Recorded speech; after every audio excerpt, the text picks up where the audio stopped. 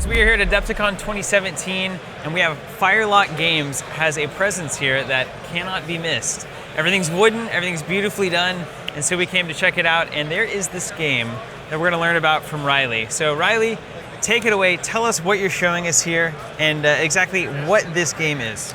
So this is Blood and Plunder, a 28mm historical pirate game.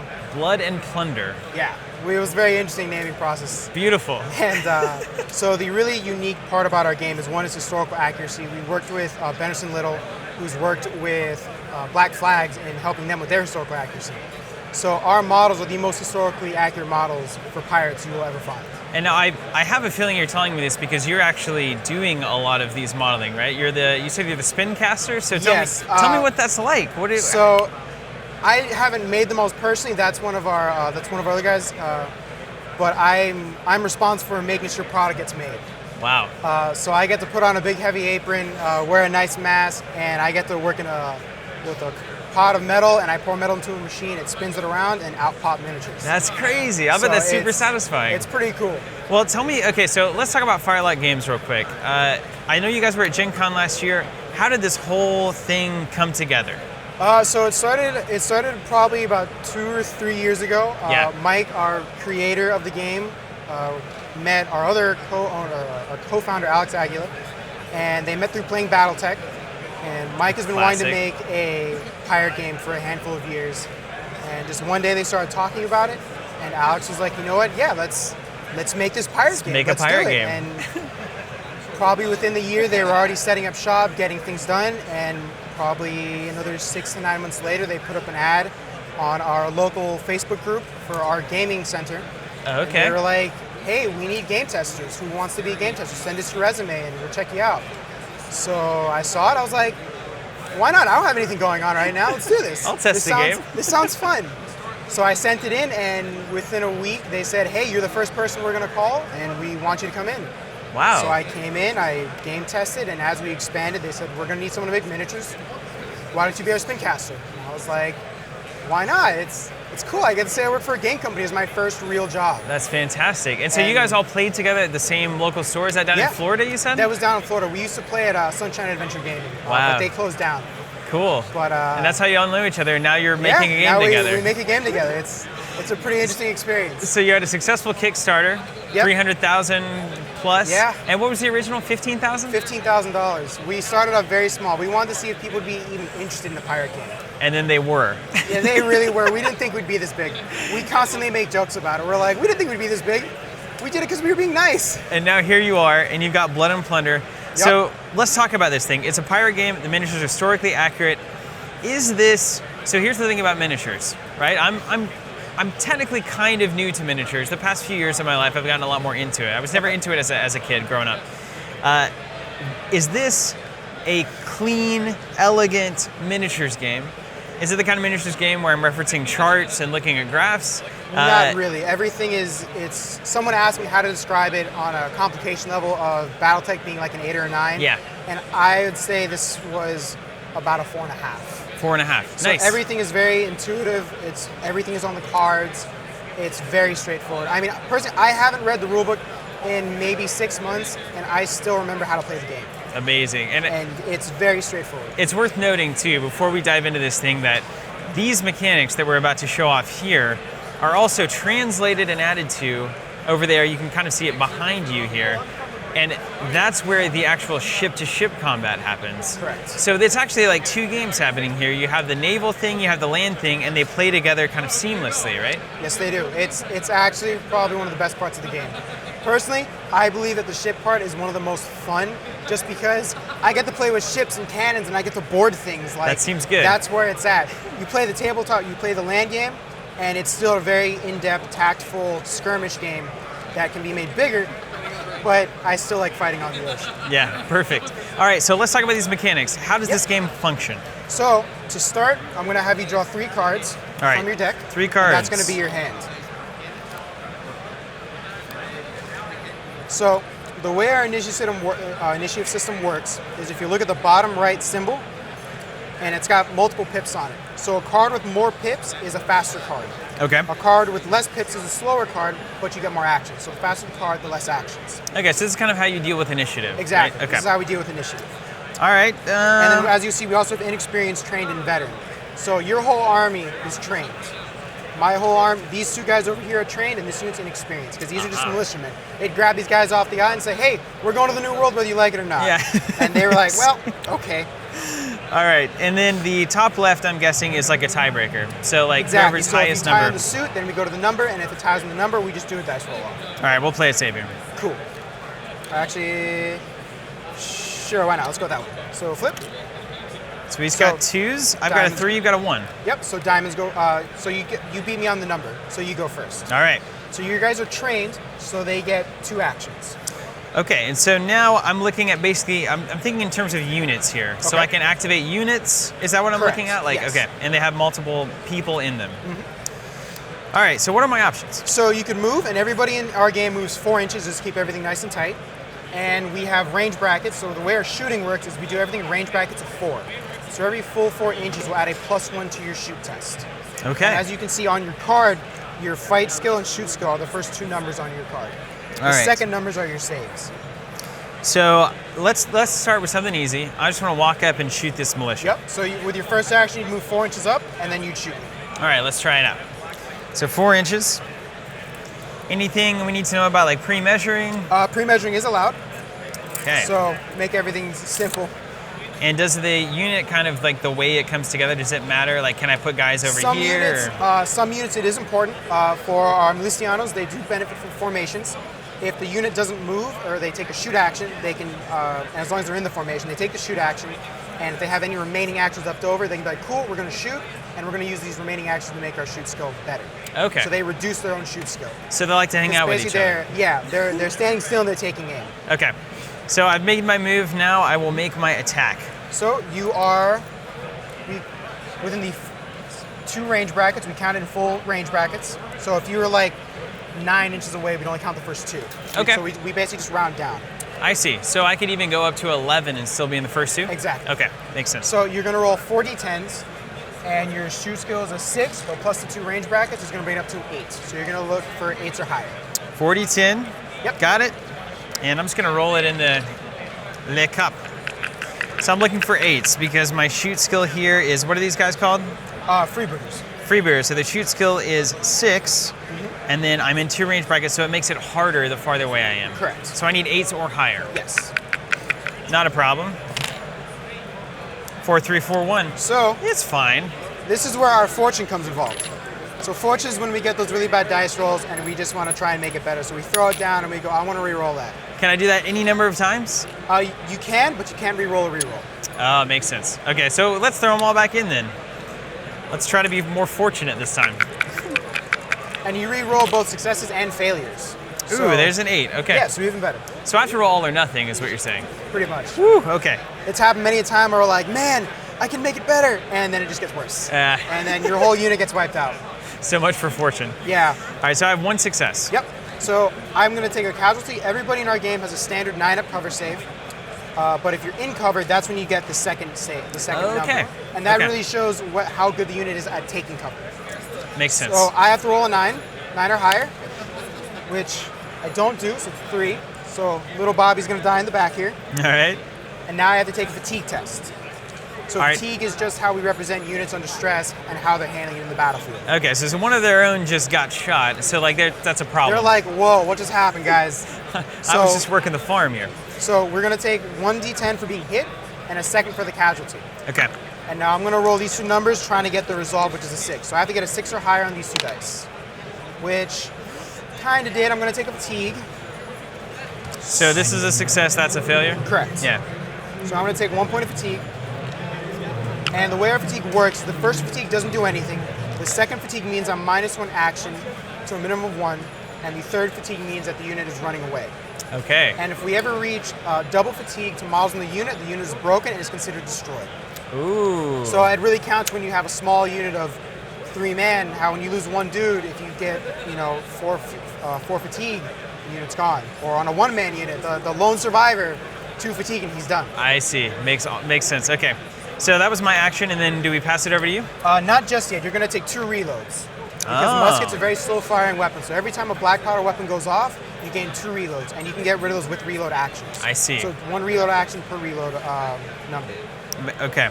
So now that you've done your turn, I'm going to do mine. So I'm going to move up. Because my guys have very bad shoot skills. They have a shoot skill of 7. And then I'm going to shoot you. Better yet, I'm going to make the attempt. I think you'll do all right. So I'm just outside the first range band, so that's going to be a +1 for me. So I've got 5 dudes in there. Their shoot skill is a 7, but then it goes up to 8 because of the range. All right. So I need 8s or better. 8s or better. Didn't get anything. I think that's fortune worthy right there. That definitely is. It's like they wanted to be there. So I did get 1. All right. Got a 10. So you're going to take 1 save. All right, so 1 save. These are the freebooters, right? Correct. Now, if you were behind cover, you would get the 7-up save, but you're not, so you're only going to get a 9-up. All right, and so we have a save here of 7 in cover, but because I'm not in cover, and no matter what it is, I always have a 9 or higher to save. All right. Well, here's my 9 or higher right here. How about a 1? Didn't get it. So 1 casualty, one right? guy of your choosing will die, All right. and now you'll take a fatigue test. And now I take 1 for being hit and 1 for the casualty. Correct. So 2 dice total. And your resolve is a 5. Not a problem. 8 and 1. So you took 1, not bad. Is that 1 fatigue? Correct. So we like to say that the Spanish are kind of like the horde army of our game. It's interesting because they're a horde army with very focused units. Yeah. So you've got your general infantry, your shock trooper melees, and then your skirmishers, where the freebooters are kind of like jacks of all trades. Perfect. So my guys 5, so they're going to gain 2 reload markers. And that will be the end of that activation. So now we'll go to activate these 2 guys right here. And we do not redraw cards yet. We do not redraw cards. We redraw cards at the end of the turn. So this could get frisky. So I'm going to play this card. So flip 1 ready. So I drew a club, you drew a diamond, so diamonds go first. I will go first, okay. And I am trained, so I get 2 actions. Correct. And now, can I take other actions on these guys? You cannot. These guys are done for the turn. Okay. And so I've got a band over here, and it looks like a band of explorers of some kind over here. Well, let's get to sneaking around here. Okay. So I want to make a move here, and I'm going to start to kind of move in towards this crew. Sounds good. How would I look at what's their... So they are sea dogs. All right, they're sea dogs. So they're trained, tells me the weapons they have, and their stats. And everybody moves 4 inches. Okay. I can do that. Is that about... I would be careful of these guys. I'm feeling the same. But I'm a perilous man. So let's just go 2 out here. Get everybody out into the fun. And then let's just get to it. If they get shot down, we'll at least learn a little bit more about the game. All right, so there's my move. Okay. Now, can I continue moving? Is there any kind of... Yes, so what we do is if you ever do more than 2 move actions or move over 8 inches, whichever comes first, because you could move twice, 6 inches, something like that. Yeah. So if you ever do more than 2 move actions, do more than 2 melee actions, or 2 shoot actions, you gain a fatigue, because that's simulating your guys are just straining themselves trying to do this, trying to be as good as they can. So I can keep moving then? If you'd like to, you can spend your second action to move. I will spend my second action to move and see if I can kind of duck in. I've got 4 basically to the bushes. All right. So I'm going to just kind of come creep around here.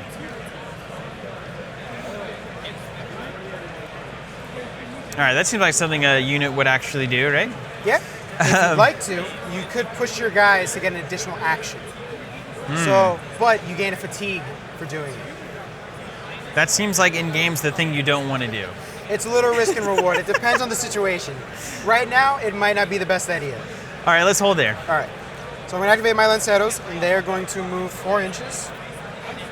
And they're also trained? Yes. So your card tells me they get 3 actions. Correct. Uh-oh. So because so my this is card a butcher shop. Yeah. So because my card is one of the slower cards, it gives our trained and veteran units more time because they're given more time to do things. So I'm now going to charge you, but before I charge you, you can defensive fire. So this is why it was good that you didn't shoot. Okay. So by defensive firing, you do fatigue yourself, but as I'm charging in, you shoot your pistols at me. Yeah, we got to do that. Any loaded rifle for that, or the loaded gun for that matter. And that just acts like a normal attack? Correct. All right, so this is actually really good because you're going to be in my 0 range band, right? Exactly, but pistols are really bad at shooting, so they always have a +1 penalty. Nice. No matter what. I like that you've actually made that into the game because that's no doubt. So I have a shoot skill of 7. Yep. +1 for pistols, so it's 8s. And I have 4 people, so I'm shooting 4 times. Yep. Okay, not a problem. I see a 10. Oh, you got a 10. That's good. You got 2 10s, nice. 2 10s? So I have to make 2 saves. Sea Dogs, ahoy. Now, I was not in cover when I did this charge. If I was, I would get cover save. I'd get my better cover save. So right now, I have my 9-up cover save. All right. Instead of having their glorious 6-up. So I gotta make 9s. Made 1. Made 1, ooh. So little Bob's gonna die over here. Gotta take my fatigue test. 1 for the casualty, 1 for being hit. Yep, actually that's 2. So my resolve is a 5, so I need to make a 5 or higher. And I made 1 of them. I'm gonna use a fortune on this. Oh, this is a whiff city if I've ever seen it. I really hope not. All right, so I still take 1. All right. Now the reason why I did that is because the Spanish have a bulk of their units have a rule called ruthless. Yeah. So historically, the Spanish would abuse any advantage they had on their opponents. So we gave them the rule called ruthless. So if I attack a unit that has more fatigue than I do, I get a bonus to attacking. Oh, okay. So right now, I need 5s, or if I didn't have the fatigue, I need 4s. Okay, makes, perfect sense. We're not broken, so we charge in. So second action, you're charging in. Correct. So we're gonna charge in. Now because I'm using 10-foot long pole arms, they do decrease your save by 1 on the charge. Okay, so they're good charging weapons, They're right? very good charging weapons. They're even, honestly, they're pretty solid on the defense too, because what you did with defensive fire, they can do with their pole arms. Oh, wow. But they can only do it if they don't have any fatigue. No thanks. So I'm gonna need 5s to hit you right now. Oh, that's what we're talking terrible about right roll. there. Look at that. Fortune, save me. Choom. Better. Ah! All right, cool. Better. So 3 hits? 3 wounds. So you're gonna take your melee save now. All right. So your melee save is the second number on your fight Sea stat. Dog's fight is a 6 But it goes up to 7 because of the charging factor. because you charged in like a boss. All right, so I've got 3 dice here for your 3 hits. Yep. And ooh. I'm gonna fortune that. Let's just see if these guys can do a little bit better. No. These 2 guys still die. All right, so 2 casualties. Yep. Well, does it matter where I pull them from? Not ultimately? really. You can pull them from wherever. The models you're least attached to, just physically. That's usually what I do. All right, and so now I've lost 2 people and I've taken a hit, so I have to do 3 saves Correct. for You have to resolve. do a fatigue test. All right, fatigue on. And your resolve is a 5. I guess I'll re-roll these traders. All right, so 5s are higher. Ugh. Now, if you accept this roll, you will be shaken. Yeah. Which means the unit will fall 4 inches back, and I can chase you. Let's see that. Let's watch that. All right. Okay, so let's accept those 2 fatigue. I'm shaken. I have a -1 showing on the die. So you'll move 4 inches back. 4 inches, is it directly back or just away? Directly back. Okay. Because the unit's like, oh no, we're running away. So they're now about to essentially collide with my other guys. Yeah, you could stay an inch away. That's usually what we do. Let's do that. So protect me, musketeers. Please. So now that you've fallen back, I can choose to pursue you, which I am most definitely going to do. So I still have 1 more action left to do because of these 3 actions. Yeah, here. yeah. Now, when you're shaken, you cannot make any saves. And I auto hit in close combat. So you're just gonna. I'm just gonna do a second fight bulldozer action, it. and they get wiped. All right, you don't even have to. You don't have to roll. They just Wow. because the unit's running away. It's like a sweeping action. Well, see you later, guys. Nice to know you. I feel like this is gonna go very poorly for this particular group of people. Who knows? Your Full and Hope have grenades, so they might totally wipe out these guys. All right, let's try for it. All right, so next card. So I have spades go first, but I've only got 1 action though. All right, I've got 2, so have at thee. What am I gonna do? You're gonna expose yourself blindly. That'd be terrible. That's probably what's going to happen. I'm going to get a little bit closer. So, and you can just move through the bushes as you desire. Yeah, the Indians specifically, because they have a rule called quick that allows them to move through the terrain. Look at how beautifully thematic that is right there. I can't even see anybody. So now, though, I'm going to push them to shoot you. That's right. Because I don't like those guys. They're very mean. So you're taking additional action. You only had one on the card. You take an additional one, which means you take a fatigue, but you get to take an action here. Exactly. Now, there are some benefits and disadvantages to having bows. The benefits are you can shoot your bows as much as you want as long as you have the actions and the fatigue to do it. The disadvantages are there's always a +1 penalty to shooting because these bows are made out of reeds and not really like European longbows. The other penalty is it gives you a +1 to your save. So your guys right here would usually have a 7-up save, but now they have a 6-up. Okay. And even in the open, you get your save goes up by 1. And because they're in cover is why they get that that better save than they would if they were out in the open, right? Correct. Okay. And what is their, are these the Forlorn Hope? Correct. Okay. So shoot save of 7 when in cover, and then 6 because you're shooting with a bow. Okay. So I'm going to shoot you. Let's see what the range is. So I'm within 4 inches. So it's just going to be the +1 penalty for the bows. So my shoot skill's a 6, but now it goes up to a 7. Okay, that's what it is. Nice. So I need 7s. That's solid. I got 3. 3 successes. So now you'll take 3 saves. All right, 3 saves. You're needing 6s. So the bows work both ways. They make your rolls harder and my rolls easier? Correct. Both? Wow. But I can shoot you more, though. Ooh, I would fortune that one. I think we're going to fortune that one, yeah. It favors the bold. Ooh, same roll. Same roll. So 1 save, which means 2 casualties. 2 die. I wouldn't kill that guy. That's the guy with the grenades. He's the most important model in that whole unit. Yeah, I like where this is going to go. I think this is going to be a story to be told. I hope so. Okay, so now I made... now you're going to roll fatigue. All right, so I have 2 guys died and I got shot. Yep. So 3 total. And your resolve is a 4. These guys were shock troopers, so they were almost fearless. My resolve is 4. Send those grenades. Nice. So only taking 1 fatigue. 1 fatigue. It hurts, but I'm willing to deal with it. So now it's your activation. You got 2 actions. So with grenades, you have to be within 5 inches of an enemy. I'm there. You're very clear within 5. So there's 2 options you can do. Actually, there's 3. You can throw the grenade safely, where you spend 2 actions, you light the grenade, and you throw it, and it goes off like normal. Or you can do the fun way, and you just spend 1 action, you light it, and you throw it, and you hope it doesn't blow up in your hands. Well, I feel like I have 2 actions. I'm within 5. There's no need to risk anything, right?